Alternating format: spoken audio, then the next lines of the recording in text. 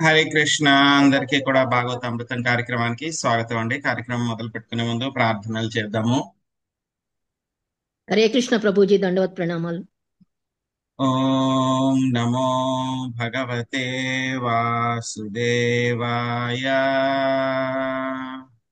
ఓం నమో భగవతే వాసుదేవాయ.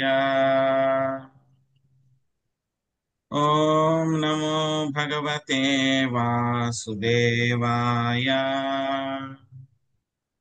నారాయణం నమస్కృత్య నరం చైవ నరోత్తమం దేవీం సరస్వతిం వ్యాసం తదో జయముదీరయే.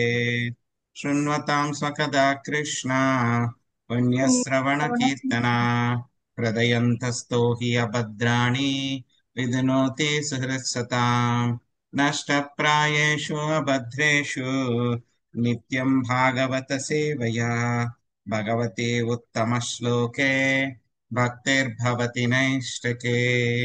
ఓం జ్ఞానతిమిరాంధస్య జ్ఞానాంజనశలాకయా చక్షురున్మిళితం యేన తస్మై శ్రీగురవే నమః. శ్రీచైతన్యమనోభీష్టం స్థాపితం యేన భూతలే స్వయం రూపా కదా మహ్యం దదాతి స్వపదాంతికం. వందేహం శ్రీగురో శ్రీయుతాపదకమలం శ్రీగురున్ వైష్ణవాంశ శ్రీరూపం సాగ్రజాతం సహగణా రఘునాథాన్వితం తాం సజీవం సాద్వైతం సావధూతం పరిజనా సహితం కృష్ణ చైతన్య దేవం శ్రీరాధా కృష్ణ పాదాన్ సహగణా లలిత శ్రీ విశాఖాన్వితాంశ. హే కృష్ణ కరుణా సింధో దీనబంధో జగత్పతే గోపేశ గోపికా కాంత రాధా కాంత నమోస్తుతే. తప్త కాంచన గౌరాంగి రాధే వృందావనేశ్వరి వృషభానుసుతే దేవి ప్రణమామి హరిప్రియే. వాంఛాకల్పతరుభ్యశ్చ కృపా సింధుభ్య ఏవ చ పతితానాం పావనేభ్యో వైష్ణవేభ్యో నమో నమః. జయ శ్రీ కృష్ణ చైతన్య ప్రభు నిత్యానంద శ్రీ అద్వైత గదాధర శ్రీవాసాది గౌర భక్త వృంద. హరే కృష్ణ కృష్ణ కృష్ణ హరే హరే హరే రామ రామ రామ రామ హరే హరే.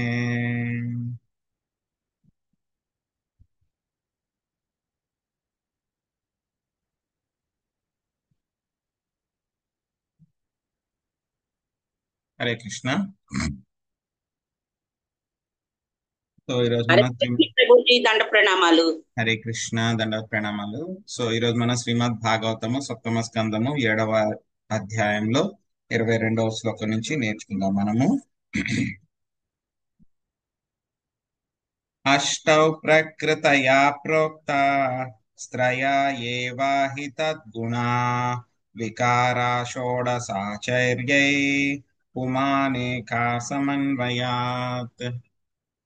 జయలక్ష్మి మాతాజీ, మీరు అనువాదం చదవండి. అనువాదము తర్వాత భాష్యంలో మీరు మొదటి పారాగ్రాఫ్ మొదలుడును వరకు చదవండి. సుబ్రహ్మణ్య ప్రభుజీ, మీరు ఇది అంతయు దగ్గర నుంచి 2వ పారాగ్రాఫ్ దగ్గర నుంచి మీరు చివరి వరకు చదవండి. హరే కృష్ణ ప్రభుజీ, ధన్యవాద ప్రణామాలు. భగవానుడు అష్ట భిన్న ప్రకృతుల త్రిగుణములు 16, వికారములు 11, ఇంద్రియములు పృథ్వీ జలము జలాది 5 స్థూలతత్వములు అన్నిటిని యందు ఆత్మ ద్రష్టయై నిలిచి ఉన్నది కనుకనే అది ఆ భౌతిక తత్వములచే బద్ధమై ఉన్నదని ఆచార్యులందరూ నిర్ణయించి ఉండేది. శ్రీల ప్రపాదుల వారి భాష్యం. శ్రీల ప్రపాద్కి జై. క్షేత్రేషు దేహేషు తదాత్మ యోగైరధ్యాత్మ విద్భుహం గతిం లభేతే అని గడిచిన శ్లోకంలో వివరింపబడినట్లు ఆధ్యాత్మికముగా పురోగమించిన ఆత్మ ఏ విధంగా దహనము దేహమునందు నెలకొని ఉన్నదో చక్కగా నెరిగి ఆత్మతత్వము చే పూర్ణసిద్ధిని బడయగలడు. ఆత్మను దేహమునందు కనుగొనటలో నేర్పరి అయిన బుద్ధిమంతుడు అష్ట విధ శక్తులను కూడా తప్పక తెలుసుకొనవలెను అని అవి భగవద్గీత 7.4 తెలుపబడినవి. భూమి రాపో నలో వాయు ఖం మనోబుద్ధిరేవ చ ఆహ ఆహ జార్కర ఇదం యం మే భిన్న ప్రకృతి రష్టధ. భూమి, జలము, అగ్ని, వాయువు, ఆకాశము, మనస్సు, బుద్ధి, అహంకారం అను 8 అంశములు సముదాయము నా భిన్న ప్రకృతి అనబడును. భూమి అందే రూప రస గంధ శబ్ద స్పర్శలనేది పంచాత్మాత్రలన్నవి. గులాబీలు సుగంధము, మధుర ఫలములు రుచి ఒకటేంటి మనం కోరేడి సమస్త భూమి అందే ఉన్నవి. సర్వకామ మహి అని శ్రీమద్ భాగవతం 1.10.4 నందు తెలపబడింది. మనకు కావలసిన అవసరములన్నీ భూమి అందే పొందపరపబడి ఉన్నవి. ఈ విధముగా పంచనాత్మాత్రులు కూడా భూమి అందే ఉన్నవి. ఈ ప్రకారం స్థూల తత్వములు, సూక్ష్మతత్వములు, మనోబుద్ధి అహంకారములు కలిపియే మహాతత్వము అగును. మహాతత్వములందే త్రిగుణములు ఉన్నవి. అనగా ఆ సత్వ రజస్తమో గుణములు ప్రకృతికి చెందినవి కాని ఆత్మకు కాదు. ఈ ప్రకృతి త్రిగుణములు అంత ప్రక్రియ వలనే 5 జ్ఞానేంద్రియములు, 5 కర్మేంద్రియములు, వానిని నియంత్రించేది మనస్సు ప్రకటమైనవి. పిదప ఈ త్రిగుణములను అనుసరించి జీవుడు వివిధ రకములకు జ్ఞానము, ఆలోచన, అనుభూతి, ఇష్టములతో వివిధ కర్మలను చేయుటకు అవకాశము పడయను. ఈ విధముగా దేహయంత్రము పనిచేయుటకు మొదలుగుడు. Thank you Prabhuji. హరే కృష్ణ.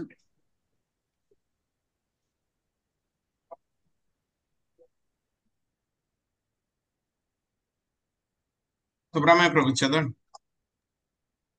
అధ్యాయం చెప్పండి ప్రభు. 7వ అధ్యాయం. 7వ అధ్యాయం. సుబ్రహ్మణ్య ప్రభుజీ మూట్లో ఉన్నారు.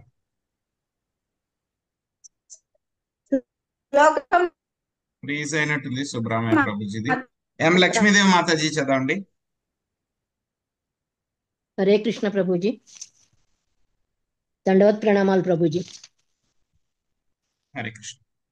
ఇది అంతయు గొప్ప ఆచార్యులచే విశేషముగా హరే కృష్ణ మాతాజీ. హరే కృష్ణ ప్రభుజీ. దండవత్ ప్రణామాలు. హరే కృష్ణ. తర్వాత చదువుగాను ప్రభుజీ. నెక్స్ట్ శ్లోకం. కపిలుని అవతారమున సాంఖ్యయోగమునందు చక్కగా విశ్లేషింపబడినది. విషయమే ఇచ్చట ఆచార్యై అను పదముతో సూచితమైనది కనుక ప్రామాణికుడగు ఆచార్యుడు కాని వానిని అనుసరించవలసిన అవసరం మనకు లేదు. ఆచార్యవాన్ పురుషో వేద. ప్రవీణుడగు ఆచార్యుని ఆశ్రయించినప్పుడే మనుడు సత్యమును పూర్తిగా అవగతం చేసుకొనగలడు.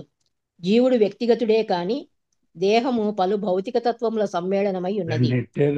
జీవుడు ఆ భౌతిక తత్వముల సమ్మేళనమును విడిచిపెట్టనంతనే అది కేవలము ఒక పదార్థ ముద్దగా మారిపోవుననే విషయమును బట్టి ఈ సత్యమును నిరూపించవచ్చును. గుణరీత్యా భౌతిక పదార్థము ఒక్కటే. ఇక గుణరీత్యా ఆత్మ భగవానునితో ఏకమై ఉన్నది. భగవంతుడు ఒక్కడే, జీవుడు ఒక్కడే అయినను జీవుడు వ్యక్తిగత ప్రకృతి సమ్మేళనమునకు నియామకుడు కాగా భగవంతుడు మహత్తత్వమునకు నియామకుడై ఉన్నాడు. జీవుడు తాను ధరించిన దేహమునకు యజమాని. తాను చేసడి కర్మలను అనుసరించి అతడు నానా విధములకు సుఖదుఖముల అనుభవించుచుండును. పరమపురుషుడైన పరమాత్ముడు కూడా ఒక్కడే అయినను అన్ని దేహములలో వ్యక్తిగతునిగా విరాజమానుడై ఉండును. ప్రకృతి 24 తత్వములుగా విభజింపబడినది. దేహ యజమాని అయిన జీవాత్మ ఇది 25వ తత్వము.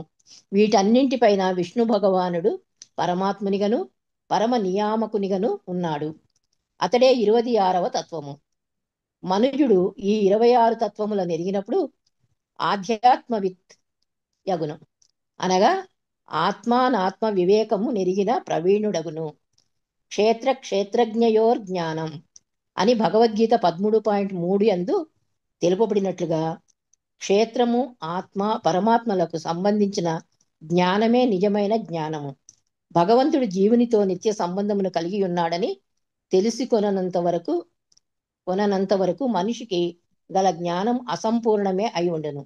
ఈ విషయము భగవద్గీత 7.19 యందు ఇట్లు ధృవపరచబడినది. బహూనాం జన్మనామంతే జ్ఞానవాన్మాం ప్రపద్యతే వాసుదేవ సర్వమితి సమహాత్మా సుదుర్లభ.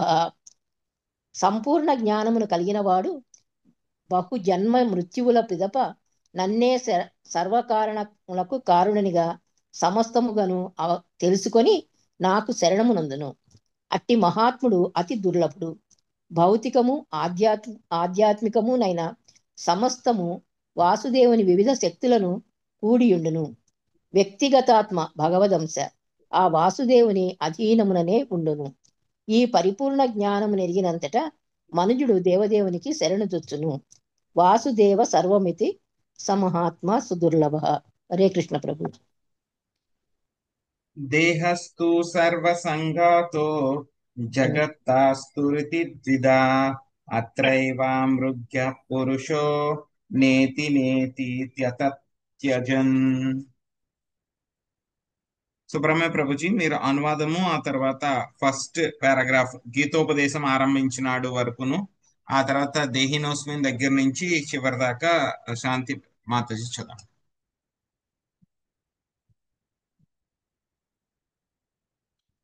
నెట్ ప్రాబ్లం ప్రభుజీ, నాకు పర్లేదు, అవకాశం చదవండి ఇప్పుడు చదవనే. చదవండి. శ్లోకం చెప్పండి ప్రభు. శ్లోకం 23 మాతాజీ. హరే కృష్ణ ప్రభుజీ. భాష్యమాంబ ప్రభుజీ. ఫస్ట్ అనువాదం చదవండి. ప్రతి జీవునికి 2 రకములకు దేహములు కలవు. పంచభూతాత్మకమైన స్థూల దేహము ఒకటి కాగా 3 సూక్ష్మతత్వములచే నిర్మితమైన సూక్ష్మదేహము ఇంకొకటి. ఈ దేహములందే ఆత్మ నిలిచి ఉన్నది. ఇది కాదు అనుచు మనుజుడు అనాత్మ నుండి వేరుపరపవలెను. భాష్యము. స్వర్ణం యథా గ్రావసు హేమకారు క్షేత్రేషు యోగైస్తదభిజ్ఞ జప్నుయాత్ అని ఇదివరకే చెప్పబడినది. భూగర్భాధ్యయనమున ప్రవీణుడైన వాడు స్వర్ణము ఎచ్చట ఉన్నదో కనుగొని అచ్చట త్రవ్వకము కొనసాగించగలడు. పిదప అచ్చటి రాళ్లను పరిశీలించి పత్రికాములముతో పరీక్షించి బంగారమును నిర్ధారించును. అదే విధముగా మనుజుడు దేహమంతటిని విశ్లేషించి దాని యందు ఆత్మను కనుగొనవలెను. దేహమును విశ్లేషించినప్పుడు అతడు తన శిరము ఆత్మయా, వ్రేళ్లు ఆత్మయా, చేయి ఆత్మయా అనుచు అనేక విధములుగా ప్రశ్నించుకొని సమస్త భౌతిక తత్వములను, దేహమందలి భౌతిక తత్వ సమ్మేళనములను క్రమముగా త్యజించవలెను. అంతటా అతడు ప్రవీణుడు, ఆచార్యుని అనుసరించివాడు అయినచో ఆత్మ దేహమునందే నెలకొని ఉన్నదని తెలుసుకొనగలడు. పరమాచార్యుడైన శ్రీకృష్ణుడు ఈ విషయముతోనే తన గీతోపదేశమును ఆరంభించినాడు. దేహినోస్మిన్ యథా దేహే కౌమారం జరా ధీరస్తత్ర న ముహ్యతి. దేహదారి దేహమునందు బాల్యము నుండి యవ్వనమునకు, యవ్వనము నుండి ముదసలి ప్రాయమునకు క్రమముగా చనురీతి మరణానంతరము వేరొక దేహమును పొందును. అట్టి మార్పు విషయమున ధీరుడైన వాడు మోహమును అందడు. భగవద్గీత 2వ అధ్యాయం 13వ శ్లోకము. ఆత్మయే దేహమును కలిగి ఉండి దాని యందు నెలకొని ఉన్నది. ఇదే నిజమైన విశ్లేషణము. ఆత్మ ఎన్నడును దేహతత్వములతో కలియదు. అది దేహమునందు ఉన్నప్పటికీ వేరుగా ఉండి సదా విమలమై ఒప్పారును. ప్రతి ఒక్కడు ఆత్మను విశ్లేషించి దానిని ఎరుగవలెను. అది ఆత్మ సాక్షాత్కారము లేదా ఆత్మానుభూతి అనబడును. నేతి నేతి అనునది అనాత్మను త్యజించు విధానము. నేర్పితో అట్టి విశ్లేషణను కావించుట ద్వారా మనుషుడు ఆత్మ ఎచట ఉన్నదో తెలుసుకొనగలడు. నేర్పరి కానివాడు మట్టి నుండి బంగారము గాని దేహము నుండి ఆత్మను గాని వేరుపరపజాలడు. హరే కృష్ణ. సో మనకి ఇక్కడ నేర్చుకుంటున్నాం మనం 19-20 శ్లోకాల్లో మనము ఈ యొక్క ఆత్మ పరమాత్మకు ఉన్నటువంటి 12 రకాలైనటువంటి లక్షణాల గురించి మనం నేర్చుకున్నాం. ఏమిటి ఆ యొక్క లక్షణాలు? ఆత్మ పరమాత్మ రెండు కూడా అన్నమాట. అదేమిటి? ఆత్మ ఎప్పుడు కూడా నిత్యము. సో ఆత్మకి ఎప్పుడు కూడాను ఈ యొక్క తగ్గిపోవడం కానీ పాడైపోవడం కానీ అలాంటిది ఏమీ ఉండదు, అవేము. సో ఆత్మ ఎప్పుడు కూడా ఎలా ఉంటుంది? శుద్ధంగా ఉంటుంది. సో ఆత్మ ఎప్పుడు కూడా ఎలా ఉంటుంది? ఆత్మ పరమాత్మ ఎప్పుడు కూడా సెపరేట్ గానే ఉంటారు, వేరువేరుగానే ఉంటారు. ఆ తర్వాత మొత్తం శరీరానికి సంబంధించిన విషయాలన్నీ కూడా ఆత్మకు తెలుస్తుంది, క్షేత్రజ్ఞ. సో ఆశ్రయ, ఏ విధంగా అన్నిటికీ కూడా ఆశ్రయము ఆత్మ అనేటువంటిది. సో భౌతిక పరంగా ఎటువంటి మార్పులకు కూడా ఆత్మ గురి కాదు, అవిక్రియ. ఆ తర్వాత స్వదృక్ అంటే సొంతంగానే ప్రకాశంగా ఉంటుంది. హేతువు, అన్నింటికి కూడా కారణము. అదే విధంగా వ్యాపకము, అన్ని చోట్ల కూడా ఉంటుంది. జీవుడైతే కనుక తన యొక్క చైతన్యం శరీరం అంతా ఉంటుంది. భగవంతుడైతే కనుక మొత్తం అన్ని చోట్ల కూడా ఆయన యొక్క చైతన్యం ఉంటుంది. అసంగి, సో ఈ యొక్క శరీరంలోనే ఆత్మ ఉన్నా సరే ఆత్మ ఎప్పుడు కూడా శరీరంతో కలిసిపోడు, వేరుగానే ఉంటాడు. ఇంకేమిటి? అనావృత, సో ఎప్పుడు కూడా సెపరేట్ గానే ఉంటారు అని చెప్పేసి ఆత్మ యొక్క లక్షణాలు తెలుసుకున్నాం అన్నమాట. సో ఎలా అయితే కనుక బంగారాన్ని వెతికే వాళ్ళు ఉంటారన్నమాట, వాళ్ళని ఏమంటారు? జియాలజిస్ట్ అంటారు అనమాట, భూమి గురించి. సో వాళ్ళు ఏంటంటే టెస్టులు చేస్తారు. టెస్టులు చేసి వాళ్ళు రకరకాల ఖనిజాలు ఎక్కడున్నాయి, అదే విధంగా బంగారం ఎక్కడుంది, లేకపోతే కనుక వీళ్ళు చేస్తూ ఉంటారు కదా రీసెర్చ్, ఆయిల్ ఎక్కడుంది, ఇలాంటివన్నీ కూడా కనుక్కుంటూ ఉంటారు అనమాట. సో వాళ్ళు ఎలా అయితే కనుక టెస్టులు చేసి కనుక్కుంటారో అలాగే తెలివి ఉన్నటువంటి వాళ్ళు కూడా శరీరంలో ఆత్మ ఎలాగ ఉంది అనేటువంటి విషయాన్ని కూడా వాళ్ళు రకరకాలైనటువంటి ఆధ్యాత్మిక పద్ధతుల ద్వారా, ఆత్మయోగం ద్వారా వాళ్ళు తెలుసుకుంటూ ఉంటారు అన్నమాట. సో ఆ తర్వాత మనకి ఈ యొక్క మొత్తము ఈ యొక్క శరీరం ఆత్మ అనేటువంటిది ఏముంటుంది? ఆత్మ అనేటువంటిది ఏమిటి? అబ్జర్వ్ చేస్తూ ఉంటుంది అన్నమాట. సో ఈ వేట్లను అబ్జర్వ్ చేస్తుంది. వేట్లో ఉంది ఆత్మ అని అంటే కనుక మొత్తం 8 రకాలైనటువంటి శక్తులలో ఆత్మ ఉంది. ఏమిటి ఆ శక్తులు? ప్రకృతి, మహత్తత్వ, అదేవిధంగా ఫాల్సిగో అహంకారము, 5 రకాలైనటువంటి ఇంద్రియార్థములు, పంచ తన్మాత్రాలు.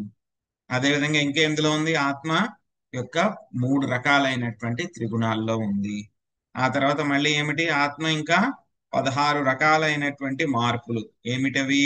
పంచమహాభూతాలు, అదేవిధంగా పంచేంద్రియాలు, పంచ కర్మేంద్రియాలు, ఆ తర్వాత మనస్సు.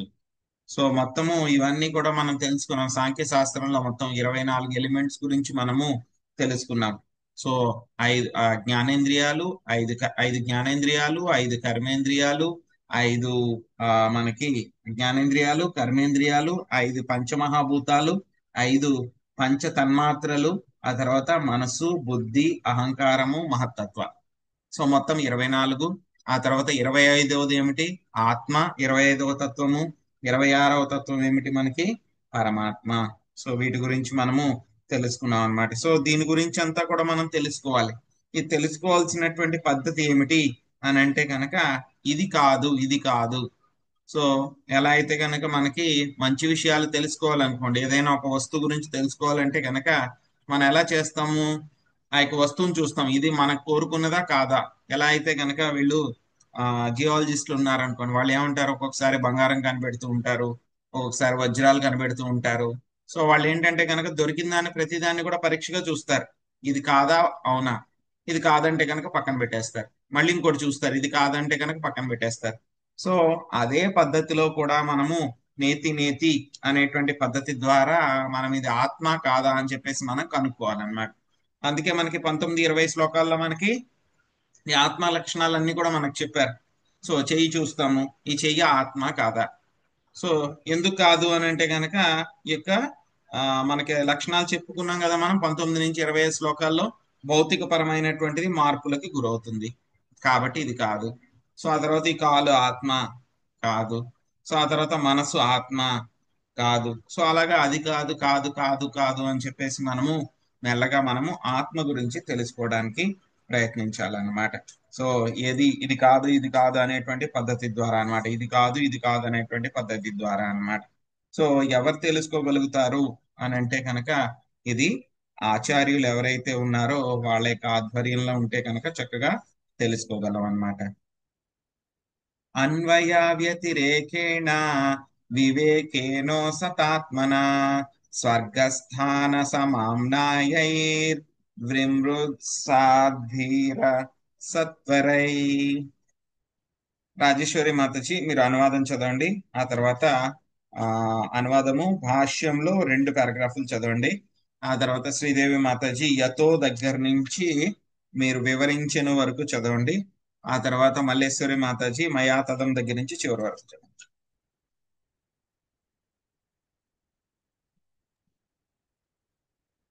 ధీరులు దక్షత కలిగిన వారైనను పురుషులు సృష్టి స్థితిలయములకు గురి అయ్యేడి విషయములతో ఆత్మకు గల సంబంధము పేదాధ్యయనము ద్వారా శుద్ధిపడిన మనసుతో ఆత్మను అన్వేషింపవలెను. భాష్యం రచించిన శ్రీల ప్రభువాదుల వారికి. ధీరుడైన వాడు ఆత్మాధ్యయనమును కావించి దానిచే ఆ ఆత్మను దేహము నుండి వేరుపరచగలగలడు. ఉదాహరణకు మనసి తన దేహమును తల, చేతులు, కాళ్ళు, తీసుకునవచ్చు. దానికి ఆత్మకు గల భేదము నిక్కముగా తెలుసుకోగలడు.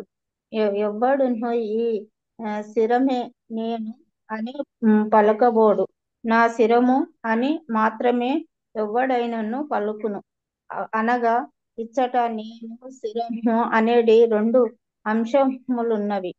అవి ఒక్కటిగా కూడినట్లు గోచరించును.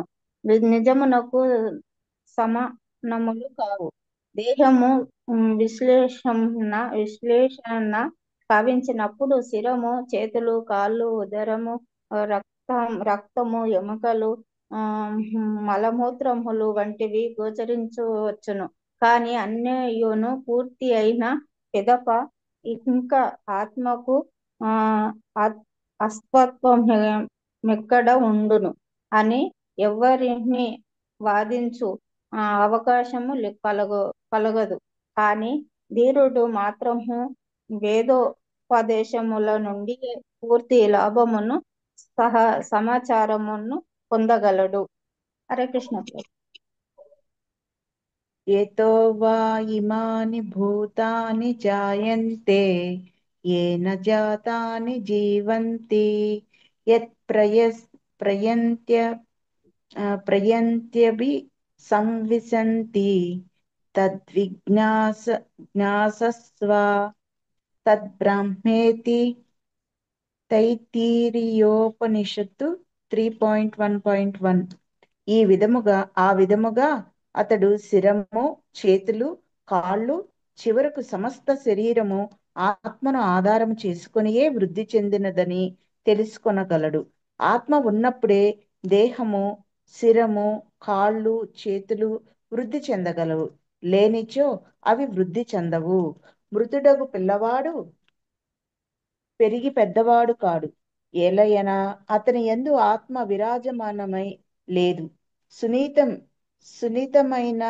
సున్నితమైన విశ్లేషణ ద్వారాను మనిషి ఆత్మ యొక్క ఉనికిని కనుగొనజాలనిచో దానికి అజ్ఞానమే కారణమని చెప్పవలసి వచ్చును. లౌకిక కర్మలలో పూర్తిగా తలమునకలైనట్టే లౌకికుడు వెంట్రుక కొనలో 10,000వ వంతు పరిమాణము కలిగిన ఆత్మనెట్లు తెలుసుకొనగలడు. అట్టివాడు దేహము రసామయముల కలయికచే పెరిగినదని మూర్ఖులుగా తలపోయును. కాని ఆ రసాయనములకు మాత్రము కనుగొనజాలడు. కాని రసాయన సమ్మేళనము జీవశక్తికి కారకము కాదని వేదములు మనకు తెలియజేయుచున్నది. జీవశక్తి ఆత్మ పరమాత్మలే. ఆ జీవశక్తి ఆధారముననే దేహము వృద్ధి చెందగలదు. వృక్షము యొక్క సన్నిధి వలననే షడ్వికారములతో లోనగుచుండును. వృక్షమే లేనిచో కాయ పెరుగుట, పక్వమై ఫలముగా మారుట అనేది ప్రశ్నయే ఉదయించదు. కనుక దేహ అస్తిత్వమునకు పరముగా దేహమునందు ఆత్మ పరమాత్మలు ఉన్నారు. భగవద్గీత యందు వివరింపబడిన మొట్టమొదటి ఆత్మతత్వ జ్ఞానమదియే. దేహినోస్మిన్ యదా దేహే. దేవదేవుడు అతని అంశయగు జీవుడు విరాజమానులై ఉన్నందువలననే దేహము అస్తిత్వమును కలిగి ఉన్నది. ఈ విషయమును భగవంతుడే స్వయముగా భగవద్గీత 9.4 యందు మరింత ఇట్లు వివరించెను. హరే కృష్ణ. హరే కృష్ణ ప్రభుజీ. మయా తతమిదం సర్వం జగదవ్యక్తమూర్తినా మత్సాని సర్వభూతాని నాహం తేషవస్థితః. సమస్త జగత్తు అవ్యక్త రూపంగా నాచే ఆవరింపబడి ఉన్నది. జీవులనియు నా యందున్నవి, కానీ నేను వాని యందు లేను. పరమాత్మను సర్వత్రా నెలకొని ఉన్నాడు. వేదములు కూడా సర్వం కల్వితం బ్రహ్మ, సమస్తము బ్రహ్మమే లేదా బ్రహ్మం యొక్క శక్తి విస్తారమే అని పలికినవి. సూత్రే మణిగణా ఇవ. దారమున గుచ్చబడిన మణుల వలె సమస్తము భగవంతుని పైననే ఆధారపడి ఉన్నది. ఆ దారమే పరబ్రహ్మము, అతడే పరమ కారణుడు. పరమదైవమైన అతని పైననే సమస్తము ఆధారపడి ఉన్నది. మత్తః పరతరం నాణ్యత్. ఈ విధముగా సమస్త సృష్టి ఎవరిపై ఆధారపడి ఉన్నదో అట్టి ఆత్మ పరమాత్మలను మనం అధ్యయనం చేయవలసి ఉన్నది. ఇదే విషయము యతోవా హిమాని భూతాని జాయంతే ఏన జాతాని జీవంతి అని వేదవాక్యంచే వివరింపబడినది. హరే కృష్ణ ప్రభుజీ. హరే కృష్ణ. ఈ శ్లోకంలో ఏం చెప్తున్నారు అని అంటే కనుక, మనకి తెలివైనటువంటి వాడు, ధీరుడైనటువంటి వాడు, దక్షత కలిగినటువంటి వాడు ఏం చేయాలంట? ఆత్మకి ఈ యొక్క సృష్టి స్థితి లయాలకి గురయ్యేటువంటి వాటితోటి ఉన్నటువంటి సంబంధము, లేకపోతే కనుక వాటి నుంచి ఉన్నటువంటి ఏదైతే కనుక భేదాధ్యయనము, ఏదైతే కనుక వాటికి తేడాగా ఉంది అనేటువంటి విషయం ద్వారా ఈ యొక్క ఆత్మ గురించి ఏం చేయాలి? వెతకాలి అని చెప్పి చెప్తున్నారనమాట. సో ప్రభుపాద్ గారు భాష్యంలో చిన్న పిల్లవాళ్ళకు కూడా అర్థమయ్యేలాగా చెప్తారనమాట. సో చిన్నప్పటి నుంచి పుట్టినా సరే చిన్న పిల్లవాడైతే కనుక, చిన్న పిల్లవాడిని మనం చేతి మీద చిన్నగా ఏమైనా చేసామనుకోండి, ఇలా టచ్ చేసాం అనుకోండి, వెంటనే అమ్మో నా చెయ్యి అని అంటాడు. ఎవరైనా నేర్పుతున్నారో వాడికి? ఎవరు నేర్పట్లే, వాడే అంటున్నాడు నా చెయ్యి అంటున్నాడు. సో మనల్ని అడిగినా సరే, మనకి ఎవరైనా తల మీద ఇలాగా టచ్ చేస్తే కనుక అమ్మో నా తల, ఏదైనా తగిలింది అనుకోండి ఎక్కడైనా, అమ్మో నా తల అంట. సో అక్కడే ఉంది ఆన్సర్. సో నీ తల అంటే కనుక మరి నువ్వెవరు అని అంటే కనుక ఆత్మ. సో మనం ఇక శరీరం కాదు, ఆత్మ. అదే విధంగా ఇక శరీరాన్ని మనం విశ్లేషిస్తే కనుక మొత్తం కాళ్ళు, చేతులు, మన యొక్క రక్తము, ఎముకలు, మలమూత్రాలు ఇవన్నీ కూడా కనబడుతూ ఉంటాయి. మరి ఆత్మ ఎక్కడ ఉంది అనే విధంగా మనము వెతకాలన్నమాట. సో ధీరుడైనటువంటి వాడు వేద ఉపదేశాల నుంచి ఒక ఆత్మ ఎక్కడుంది అనేటువంటి విషయాన్ని, సీక్రెట్ ని తెలుసుకుంటారనమాట. ఇంకొక విషయం ఏమిటి అంటే కనుక, ఏదైనా సరే ఆత్మ ఉన్నంత వరకే శరీరం అనేటువంటిది వృద్ధి చెందుతూ ఉంటుంది. శరీరం అనేటువంటి మొత్తం దానికి కూడా అస్తిత్వము ఆత్మ ఉన్నంతసేపు మాత్రమే అస్తిత్వం ఉంటుంది. ఎప్పుడైతే కనుక ఆత్మ శరీరాన్ని వదిలిపెట్టి వెళ్ళిపోయిందో వెంటనే ఏమవుతుంది? శరీరము డికంపోజ్ అవడం మొదలు పెడుతుంది. శరీరంలో ఉన్నటువంటి కణాలు ఏవైతే ఉన్నాయో అవన్నీ కూడా మెల్లగా డిస్ట్రాయ్ అయిపోవడం మొదలు పెడతాయి. వెంటనే ప్రాసెస్ స్టార్ట్ అయిపోతుంది. అవి ఎప్పుడైతే కనుక డిస్ట్రాయ్ అవుతూ ఉంటే ఏమవుతుంది? 1 గంట 2 గంటల నుంచి వెంటనే వాసన రావడం మొదలు పెడుతుంది. అదే ఆత్మ ఉన్నంత వరకు శరీరానికి వాసన వస్తుందా? అలాగా డికంపోజ్ అయిన వాసన వస్తుందా? వాసన రాదు. అది వేరే దుర్గంధాలు అవన్నీ కూడా వస్తాయి, బాడీ వదిలేటువంటివి అన్నమాట. ఆ దుర్గంధాలు వేరు, కానీ డీకంపోజ్ అయ్యేటప్పుడు ఉండేటువంటి వాసన వేరు. సో మనం చూస్తాం రోజు కూడా, ఒక కుక్క గాని, పిల్లి గాని, లేకపోతే కనుక ఎలక చనిపోయింది అనుకోండి, మన ఇంట్లో ఎంత వాసన వస్తుంది, అసలు మనం తట్టుకోలేము అసలు. సో అది ఎందుకు అలా జరుగుతుంది? ఆ యొక్క ఎలక ఆత్మ దాని నుంచి వదిలిపెట్టి వెళ్ళిపోయింది కాబట్టి ఆ శరీరం అంతా వెంటనే డికంపోజ్ అవడం మొదలు పెడుతుంది. అప్పుడు చాలా ఎక్స్ట్రీమ్, చాలా వాసన వస్తుంది అనమాట. సో శరీరము అస్తిత్వంలో ఉండాలి అని అంటే కనుక అందులో ఆత్మ ఉండాలి. అదే విధంగా ఈ యొక్క భౌతిక ప్రకృతికి కూడా అస్తిత్వం ఉండాలి అని అంటే కనుక ఎవరు ఉండాలి? పరమాత్మ ఉండాలి. పరమాత్మ ఉన్నంత వరకే ఈ యొక్క భౌతిక ప్రకృతి అంతా కూడా నడుస్తుంది, జరుగుతుంది, అన్ని పనులు కూడా జరుగుతూ ఉంటాయి.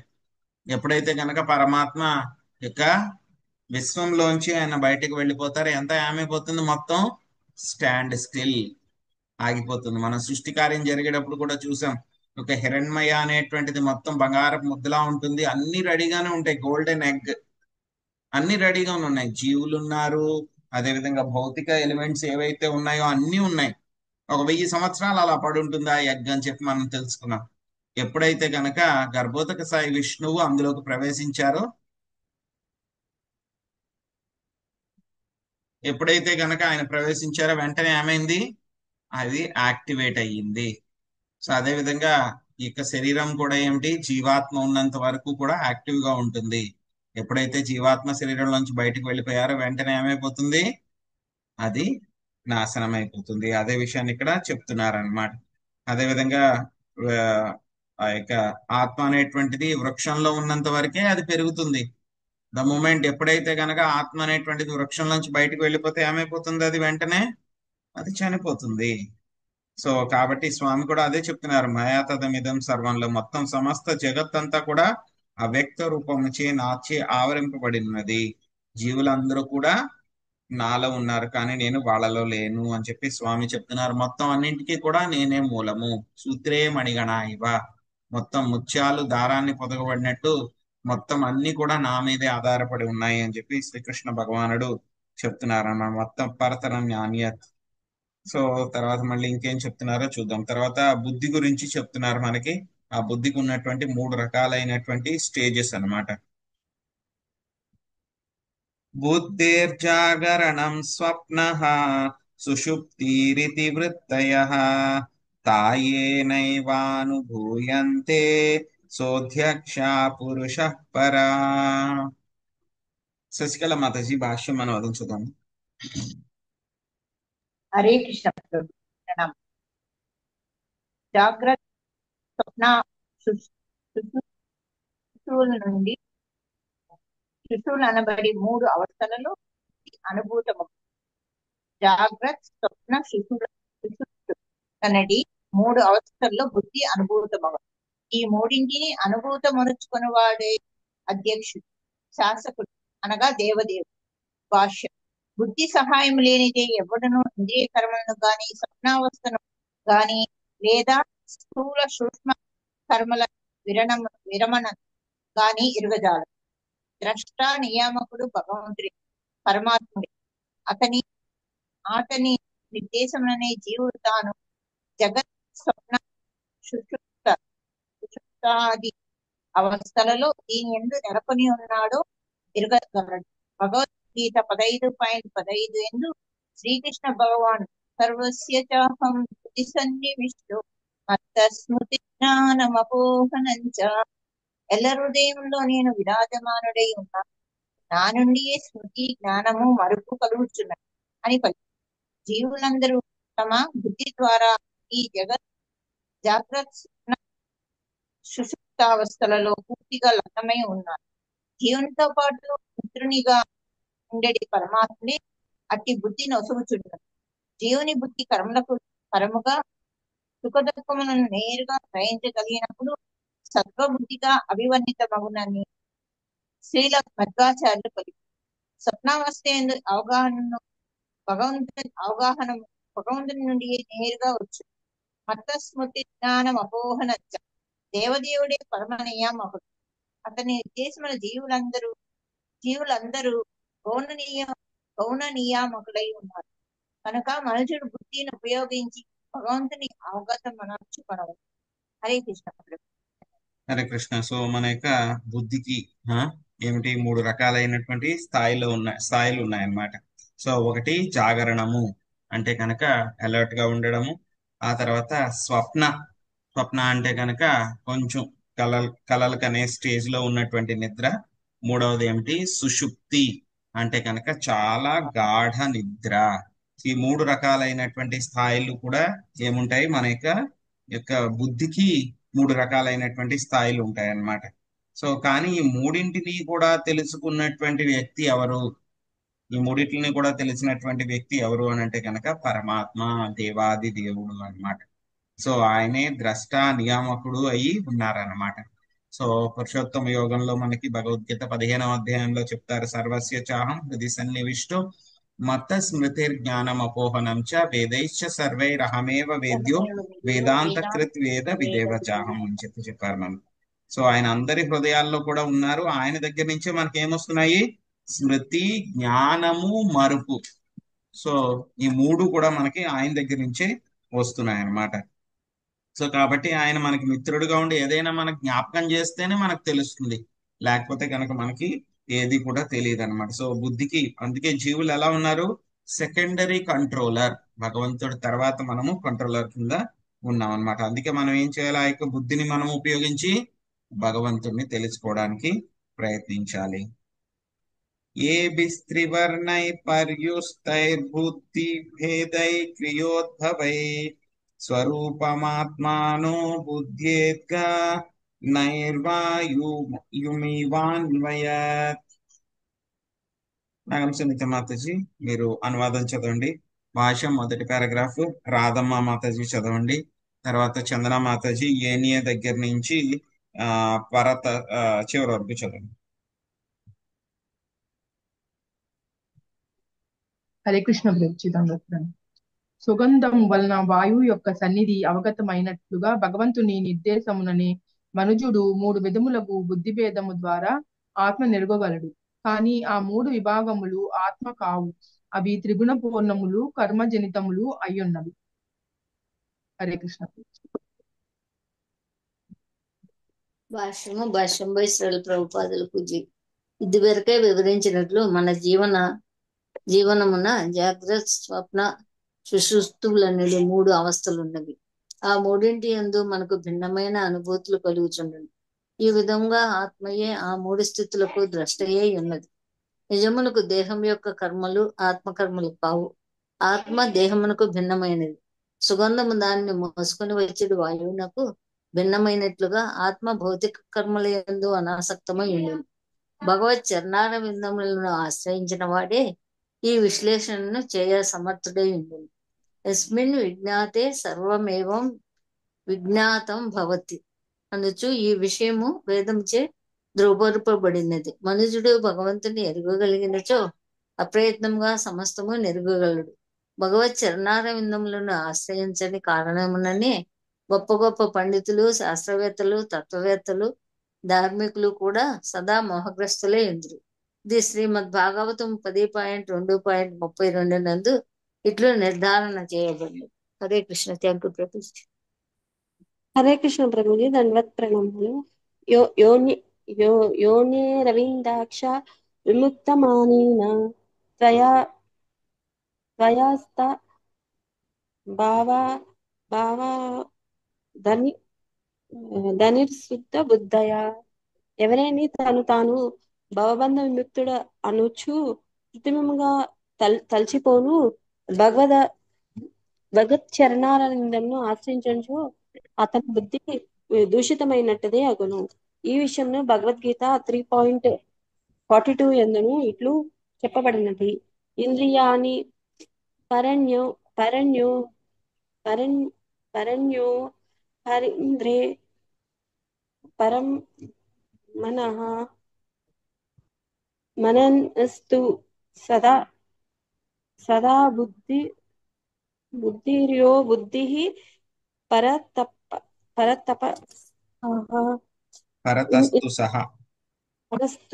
సహా. ఇంద్రియములను పైన మనసు పైన బుద్ధిని పైన ఆత్మ కలుగు కనుక ఎవరిని బుద్ధిని భక్తి యోగం ద్వారా నిర్మలగునుచో అతడు బుద్ధి యోగం నందు నిలిచిన వాడగును. ఈ విషయం కూడా భగవద్గీత యందు వివరించబడిన దదామి బుద్ధి యోగం తం ఏన మామునయంతి తే భక్తి యోగము వర్ధిల్లి బుద్ధి నిర్మలమైనప్పుడు మనుజుడు ఆ బుద్ధి ఉపయోగించి భగవద్ధామమును విడలగలడు. హరే కృష్ణ ప్రభుజీ. హరే కృష్ణ. సో మనకి గాలి ఇక్కడ ఉంది అని చెప్పేసి మనకి ఎలా తెలుస్తుంది? ఒకటి, ఏదైనా చెట్లు ఏమైనా కదిలితే కనుక ఇక్కడ గాలి ఉంది, గాలి వీస్తుంది అని చెప్పి తెలుస్తుంది.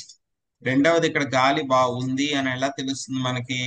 ఏమిటి అంటే కనుక వాసన ద్వారా మనకి తెలుస్తుంది అనమాట. సో ఎక్కడి నుంచి అయినా సరే, మంచి గులాబీ తోటలోంచి వచ్చింది అనుకోండి, మంచి వాసన వస్తుంది.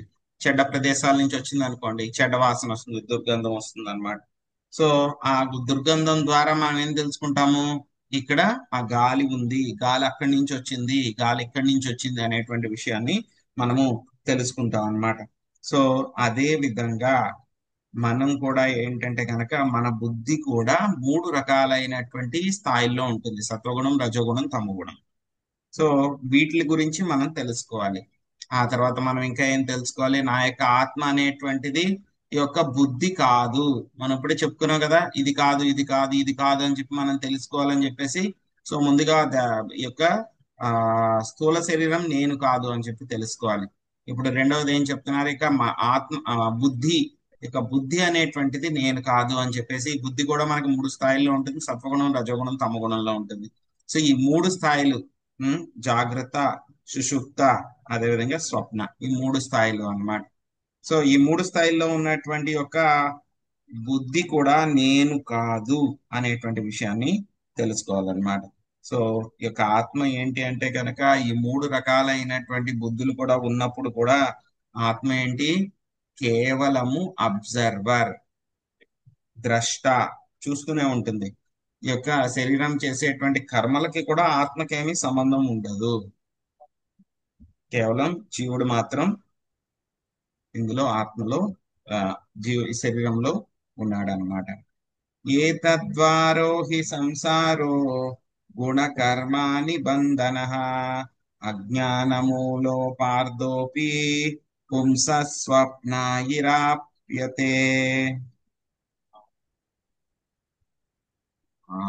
చందన మాత చెప్పి, రాధమ్మ మాత మీది అయిపోయిందండి.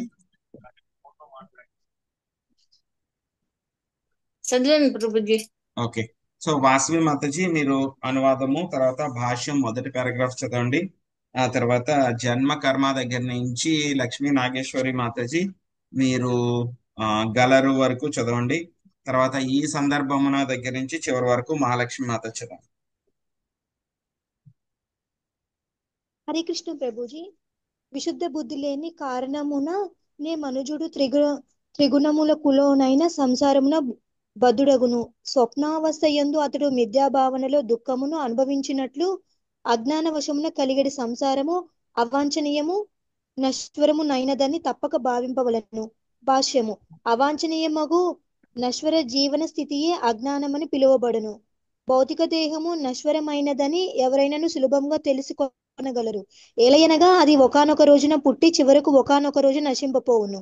మధ్యలో అది జన్మాది షడ్వికారములకు లోనగును. నిత్యమైన ఆత్మకు ప్రాప్తించిన ఈ స్థితి అజ్ఞానం వలన కలిగినట్టిదే. ఇది తాత్కాలికమే అయినప్పటికీ అవాంఛనీయమైనది.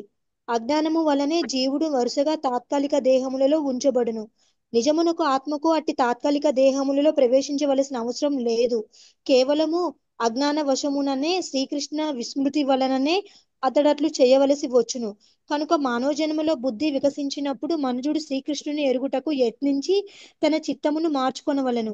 అంతటా అతడు ముక్తుడు కాగలడు. ఈ విషయమున భగవద్గీత 4.9 యందు శ్రీకృష్ణ భగవానునిచే ఇట్లు చెప్పబడినది. Thank you Prabhuji. హరే కృష్ణ ప్రభుజీ.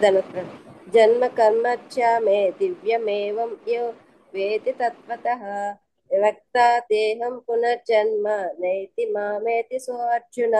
ఓ అర్జున, నా జన్మము కర్మల దివ్యత్వము నెరిగిన వారు శరీర త్యాగము పిమ్మట తిరిగి ఈ భౌతిక జగమున జన్మింపక నా శాశ్వతమైన ధామమునే చేరగలడు. శ్రీకృష్ణుని తెలుసుకుని కృష్ణ భక్తి భావనకు రానంత వరకు మనుషుడు భవబంధమునే సాగవలసి వచ్చును. అటువంటి బద్ధ జీవితమును నిలిపివేయుటకు అతడు శ్రీకృష్ణ భగవానునే శరణు జొచ్చవలెను. నిజమునకు ఆ దేవదేవుడు ఆజ్ఞాపించినది కూడా అది. సర్వధర్మాన్ పరిత్యాజ్య మమేకం శరణం వ్రజ నా సాధు మన్యే యథా ఆత్మనోయం అసన్నపి క్లేశదా అసాదేహం అని ఋషభదేవుడు ఉపదేశించి ఉండెను. దేహము నశ్వరమైనది, చిరకాలము నిలిచి ఉండునది కాదు. అయినప్పటికీ ఆ దేహము ఉన్నంత వరకు భవక్లేశమును తప్పనిసరి మాత్రము ప్రతి ఒక్కరూ తెలివితో తెలుసుకొనవలసి ఉన్నది. కనుక సత్సంగత్యము వలన ఉపదేశము వలన మనుజుడు కృష్ణ భక్తిని చేపట్టినచో అతని బద్ధ సంసార స్థితి నశింపగలదు.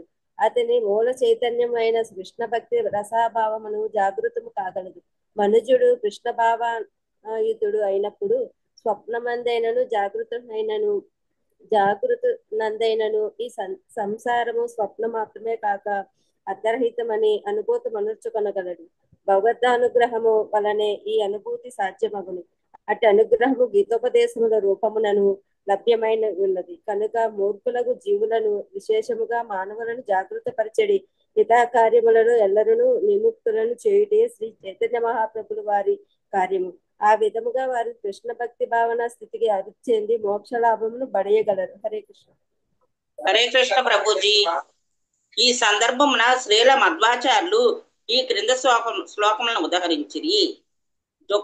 దుఃఖ రూపో అపి సంసారో బుద్ధిపూర్వం వాప్యతే యదా స్వప్నే శరచ్ఛేదం స్వయం కృత్వాత్మనో వశః తతో దుఃఖమవాప్యేత తదా జాగరితో అపి తు జ్ఞానాన్నాప్యాత్మాత్మనో దుఃఖమవసస్తు ప్రవర్తతే. బద్ధ జీవన స్థితి దుఃఖపూర్ణమని ప్రతి ఒక్కరూ గుర్తించవలెను. విశుద్ధమగు బుద్ధిచే మనిషి దీనిని అనుభూతం అనర్చుకొనగలడు. బుద్ధి విశుద్ధమైనప్పుడు అవాంఛనీయము నశ్వరము అయిన భౌతిక జీవితము కేవలము స్వప్నం మాత్రమనే అతడు తెలుసుకొనగలడు. స్వప్నమందు శిరచ్ఛేదము వలన కలిగిన దుఃఖము అజ్ఞానం నందు స్వప్నావస్థలోనే కాక మెలకువ యందును అనుభూత మగుచుండను. భగవత్కరుణ లేనంత వరకు మనుషుడు అజ్ఞానంలోనే పడి ఉండి నానా విధములకు దుఃఖములకు గురియగుచుండెను. Hare Krishna Prabhuji. Thank you Prabhuji. Hare Krishna. So ఈ యొక్క మనము ఈ యొక్క భౌతిక ప్రపంచంలో ఇన్ని కష్టాలకు గురవుతున్నాము అని అంటే కనుక దానికి కారణం ఏమిటి అంటే కనుక మనకి ఉన్నటువంటి బుద్ధి ఎలా ఉంది? మన యొక్క బుద్ధి పూర్తిగా కల్మషాలతో నిండిపోయింది. సో కాబట్టి ఆ యొక్క విశుద్ధమైనటువంటి బుద్ధి, మన యొక్క బుద్ధి ఏంటంటే కనుక చాలా కల్మషాలతో నిండిపోయింది అంటే కనుక మలినాలతో నిండిపోయింది. మలినాలు లేకుండా ఎప్పుడైతే కనుక విశుద్ధంగా ఉంటే కనుక మనం ఇక్కడ ఉండం. సో కానీ మన బుద్ధి అంతా కూడా కల్మషాలతోటి నిండిపోయింది కాబట్టి ఏమవుతున్నాం? మనము యొక్క త్రిగుణాలతో కూడినటువంటి యొక్క భౌతిక ప్రపంచంలో మనం ఇక్కడ బద్ధులమైపోయాము, బంధించబడ్డాము. సో ఎలా అయితే కనుక మనము కల్లో ఒక్కొక్కసారి ఏమవుతుంది, మనము కష్టాలు అనుభవిస్తూ ఉంటాం. ఒక్కోసారి కళ వస్తుంది, ఎవరో మనల్ని వచ్చి కరిచేసినట్టు, కొట్టినట్టు, లేకపోతే మన తల నరికేసినట్టు ఏవో కళ్ళు వస్తూ ఉంటాయి మనకి. అప్పుడు మన కళలో చాలా బాధపడతాం. సో ఒకసారి వెంటనే మెలకు వచ్చేసింది అనుకోండి, అమ్మయ్య తప్పిపోయింది కదా, ఆ డేంజర్ అంతా కూడా తప్పిపోయింది, ఎవరో నన్ను ఏదో చేసేసారని ఇలా అంతా అనుకుంటాం. కానీ అది మర్చిపోయి బయటకు వచ్చేసినా సరే, అది లేదు అని అన్నా సరే, మళ్ళీ గుర్తు చేసుకున్నాం అనుకోండి, మళ్ళీ బాధ కలుగుతుంది మనకు కొంత. సో ఇదంతా కూడా ఎందుకు జరుగుతుంది అని అంటే కనుక అజ్ఞానం వల్లనే ఇదంతా కూడా జరుగుతుంది. సో మనము యొక్క అసలు ఇది అవసరం లేదన్నమాట. అటువంటి యొక్క శరీరం తీసుకుని మనము యొక్క స్థితిలో మనం అజ్ఞానంలో అందరూ కూడా ఉన్నాం. ఒకటి అజ్ఞానము, రెండవది ఏమిటి, మనము కృష్ణుడికి నాకు ఉన్నటువంటి సంబంధాన్ని మనము మర్చిపోయాము అన్నమాట. సో అందుకే మనం ఏం చేయాలి? తిరిగి ఆ యొక్క సంబంధాన్ని మనము పునఃస్థాపించుకోవడానికి ప్రయత్నించాలి. సంబంధ అభిధేయ ప్రయోజన. సో అదే చెప్తున్నారు మనకి దీని గురించి అన్నమాట. జన్మ కర్మ చమే దివ్యం శ్లోకంలో స్వామి అదే చెప్తున్నారు. ఎవరైతే కనుక నా యొక్క జన్మ కర్మల యొక్క దివ్యత్వాన్ని తెలుసుకున్నటువంటి వాడు మళ్ళీ యొక్క భౌతిక జగత్తులో పుట్టాల్సినటువంటి అవసరం లేదు. కానీ ఏంటంటే కనుక యొక్క శరీరం మనకి ఎలాగో వచ్చేసింది. శరీరం ఉన్నంత వరకు కూడా మనకి ఏవో రకమైనటువంటి కష్టాలు అనేటువంటివి వస్తూనే ఉంటాయి. సో కానీ ఏంటంటే కనుక అవన్నీ కూడా వస్తూ ఉన్నా సరే మనం ఏం చేయాలి? మన దగ్గర ఉన్నటువంటి సమయాన్ని మనము చక్కగా కృష్ణుడి యొక్క సేవలో వాడుకుంటే కనుక ఏమవుతుంది, ఈ యొక్క స్వప్నంలో అయినా జాగృతంగా ఉన్నా సరే మనము మన యొక్క ప్రస్తుతం ఉన్నటువంటి సమయాన్ని, జీవితాన్ని మనము చక్కగా సరైన విధంగా మనం ఉపయోగించుకోగలం అన్నమాట. సో అందుకే ప్రహ్లాద్ మహారాజ్ ఇంకేం చెప్తున్నారో చూద్దాం. తస్మాత్ భవద్ది కర్తవ్యం కర్మాణం త్రిగుణాత్మనాం బీజ నిర్హారణం యోగః ప్రవాహో పరమో ధియః. సుభరత్న మాతజీ మీరు అనువాదం చదవండి. ఆ తర్వాత శాంతకుమారి మాతజీ మీరు ఆ తర్వాత భాష్యంలో ఆ ముక్తి అనబడును వరకు చదవండి. ఆ తర్వాత శాంతి మాతజీ చదివేస్తారు కదా, స్వప్నలత మాతజీ మీరు చివరి పాట చదవండి. హరే కృష్ణ ప్రభుజీ. అందువలన మిత్రులారా, దానవులారా, త్రిగుణములచే కృత్రిమముగా తయారైనట్టి కామ్యకర్మల బీజమును నశింపజేయునది జాగ్రత్త, స్వప్న, సుషుప్త్యాది అవస్థలలో బుద్ధి ప్రవాహమును నిలుపజేయునది అయిన కృష్ణ భక్తి భావనను చేపట్టుటయే మీ కర్తవ్యము. అనగా దీనిని చేపట్టినంతటా మనిషి అజ్ఞానము వెంటనే నశించగలదు. హరే కృష్ణ. హరే కృష్ణ ప్రభు. హరే కృష్ణ ప్రభు. భాష్యము భగవద్గీత 14:26 ఈ క్రింద విధంగా ధృవపరచబడినది. మాం చాయో అభిచారేణ భక్తి యోగేన సేవతే సాగుణాన్ సమచిత్వాన్ బ్రహ్మభూయాయ కల్పతే. అన్ని పరిస్థితులు ఎందును అకుచితముగా నా పూర్ణమగు భక్తియుతా సేవేంది నిమగ్నమైన వారు శీఘ్రమే ప్రకృతి గుణమును దాటి బ్రహ్మభావన పొందును. భక్తి యోగ నిర్మాణము ద్వారా మనుషుడు శీఘ్రం ఆధ్యాత్మిక స్థితికి చేరగలడు. అది త్రిగుణములు కార్యకారణములకు అతీతమైన స్థితి. అజ్ఞాన మూలము భౌతిక చిత్తమే. భౌతిక భావనయే దానికి కృష్ణ భక్తి భావన నశింపజేయవలను. భౌతిక జీవన మూలమును కాల్చి భస్మపటములను గావించటే బీజ నిర్వేరణము అను పదము సూచించున్నది. మేధావి నిఘంటువు నందు యోగము పదం దాని ఫలమును బట్టి ఇట్లు నిర్వహింపబడినది. యోగాపూర్యర్థ సంప్రాప్త సగ్జాతి ధ్యానాయుక్తిషు. అజ్ఞాన భుషణ మనిషి విషమ పరిస్థితి నెలకొనినప్పుడు ఏ పద్ధతి ద్వారా అట్టి బంధం నుండి బయటపడను అదే యోగం అదే ముక్తి అని పిలువబడను. ఇంతవరకు ప్రభుజీ. అంతే మాతాజీ, అంతే అంతే అంతే. హరే హరే కృష్ణ. ముక్తిర్హిత్వాన్యథా రూపం స్వరూపేణ వ్యవస్థితః. ముక్తి అనగా ఏ స్థితి ఎందైతే మనుజుడు తన స్వరూపమునకు భిన్నముగా తలపోయినో అట్టి అజ్ఞానపూర్ణము లేదా మోహపూర్ణమునైన స్థితిని త్యజించుట అనియే భావము. అనగా స్వస్వరూప ప్రాప్తియే ముక్తి అనబడును. దానికి అనుసరించేది పద్ధతియే యోగము. కనుక యోగము కర్మజ్ఞాన సాంఖ్యములకు పరమైనది. నిజమునకు యోగమే జీవితం యొక్క చరమ గమ్యం. కనుకనే యోగిని కమ్మని అర్జునునకు శ్రీకృష్ణ భగవానుడు ఉపదేశించెను. భగవార్జును భక్తి స్థితికి వచ్చినప్పుడే అత్యుత్తమ యోగి అని ఆ దేవదేవుడు భగవద్గీత 6:47 ఉపదేశించెను. యోగినామపి సర్వేషాం గతేనాస్తరాత్మనః శ్రద్ధావాన్ భజతే యో మాం సమే యుక్తా తమో మతః. అత్యంత శ్రద్ధతో నా భావన యందే సదా నిలిచియుండు వాడును, నన్నే తన యందు సదా స్మరించు వాడును, నాకు దివ్యమైన ప్రేమయుత సేవలను వనరించు వాడును అగు యోగి యోగులందరికన్నను అత్యంత సన్నిహితముగా నాతో యోగమునందు కూడినట్టి వాడై ఉన్నాడు. సర్వులలో అతడే అత్యున్నతుడని నా అభిప్రాయం. కనుక హృదయ కుహరమున సదా శ్రీకృష్ణుని తలుచువాడే అత్యుత్తమ యోగి. ఈ అత్యుత్తమ యోగి విధానమును అనుసరించువాడు భౌతిక స్థితి నుండి ముక్తుడగును. థ్యాంక్ యూ ప్రభు. హరే కృష్ణ. అందుకే ఇక్కడ ఏం చెప్తున్నారు ప్రహ్లాద్ మహారాజు వాళ్ళ యొక్క స్నేహితులందరికీ చెప్తున్నారు, మిత్రులారా, దానవ పుత్రులారా, ఏం చెప్తున్నారు, ఈ యొక్క ప్రకృతి త్రిగుణాల చేత తయారు చేయబడినటువంటి ఈ యొక్క కామ్య కర్మలు, ఏదో అది పొందాలి ఇది పొందాలి అనేటువంటి కామ్య కర్మలు ఏవైతే పొందాలి అనేటువంటి కోరిక ఉంటుందో ఆ కామ్య కర్మ బీజం ఏదైతే ఉంటుందో దాన్ని నాశనం చేయండి. దాన్ని నాశనం చేయండి. ఆ తర్వాత ఇంకేం చెప్తున్నారు? ఈ యొక్క మన యొక్క బుద్ధి ఎందులోకి వెళ్తుంది? జాగ్రత్త, సుషుప్త, అదేవిధంగా స్వప్న. జాగ్రత్త, స్వప్న, సుషుప్త ఈ 3 స్థాయిల్లోకి కూడా మన యొక్క బుద్ధి వెళ్తూ వస్తూ ఉంటుంది. మెలకుగా ఉంటాము, మళ్ళీ కలలు కలే స్టేజ్ లో ఉంటాము, మళ్ళీ డీప్ స్లీప్ లోకి వెళ్ళిపోతాం, మళ్ళీ మెలకు వస్తాం. సో ఈ 3 స్థాయిల్లో కూడా ఏమవుతుంది? మన యొక్క బుద్ధి అంతా కూడా తిరుగుతూ ఉంది. సో కాబట్టి ఆ యొక్క బుద్ధిని ఆ విధంగా ప్రవహించడాన్ని ఆపేసేయండి. ఇంకా ఏం చెప్తున్నారు? మీ యొక్క అజ్ఞానాన్ని పూర్తిగా నాశనం చేసేయండి. ఎలా జరుగుతాయి ఇవన్నీ కూడా జరగాలి అని అంటే కనుక 3 పనులు ఎలా జరుగుతాయి? ఒక్క పని చేస్తే కనుక జరుగుతుంది.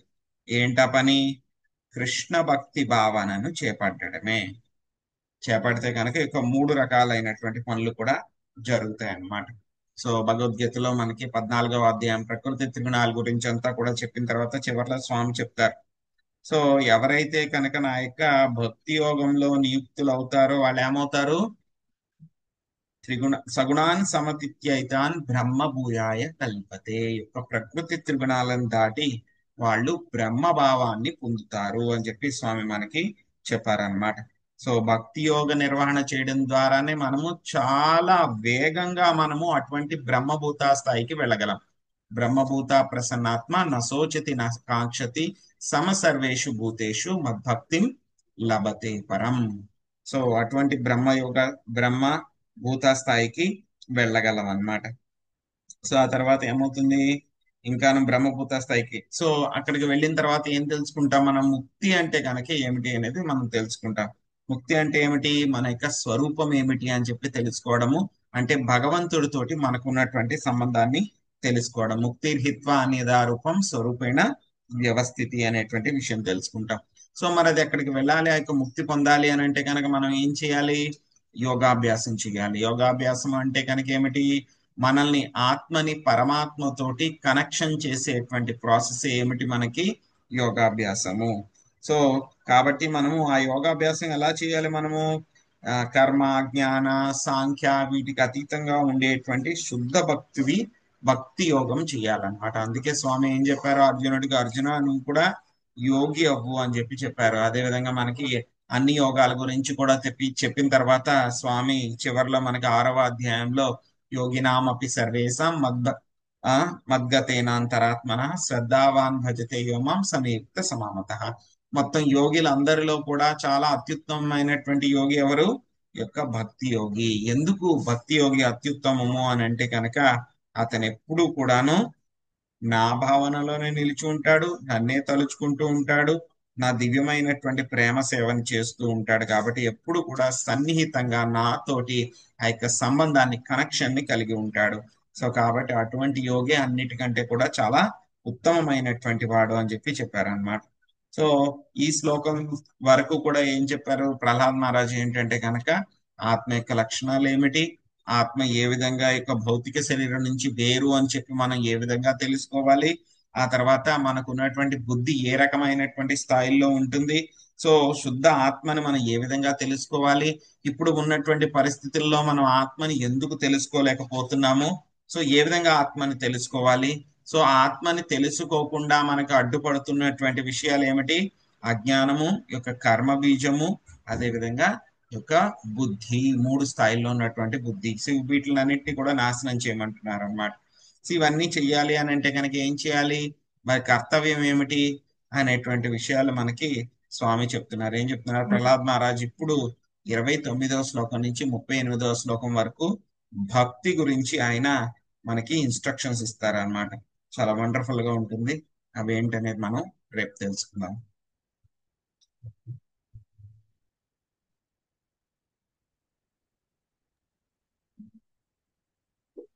రేపు హరే కృష్ణ.